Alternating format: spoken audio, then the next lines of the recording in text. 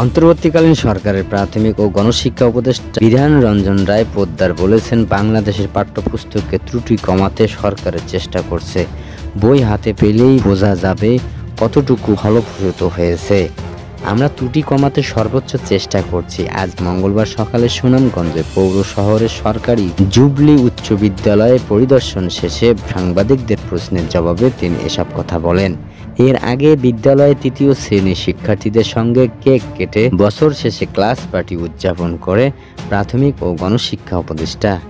এরপর শৈশবে কাটানো পুরো বিদ্যালয় প্রাঙ্গণ, বিদ্যালয়ের ছাত্রাবাস সহ সেই সময়ের পুরনো লঞ্চ ঘাট ঘুরে দেখেন তিনি। বিভিন্ন প্রশ্নের জবাবে সাংবাদিকদের তিনি আরও বলেন, প্রতি বছর পাঠ্য বই ছাপানোর সময় কিছু না কিছু ভুল ভ্রান্তি দেখা যায়। এবার সরকার চেষ্টা করছে নির্ভুল পাঠ্য বই বের করার। পাঠ্য বইয়ের আলোকেই শিশুদের মানসিক বিকাশ গড়ে ওঠে, তাই এখানে ভুল থাকা কাম্য নয়। এদিকে স্কুল মাঠ দখল প্রসঙ্গে বিধান রঞ্জন রায় বলেন, স্কুলের মাঠে খেলাধুলা ছাড়া অন্য কিছু আয়োজন করা ঠিক নয়।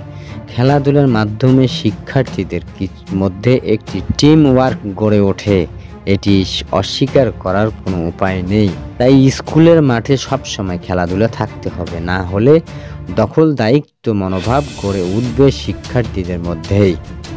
বিদ্যালয়ের ভর্তির ব্যাপারে এই উপদেষ্টা বলেন, বিদ্যালয়ের তৃতীয় শ্রেণীর শিক্ষার্থী ভর্তি কার্যক্রম অব্যাহত রাখা উচিত। এতে মেধাবী শিক্ষার্থীরা মানসম্পন্ন লেখাপড়ার সুযোগ পাবে।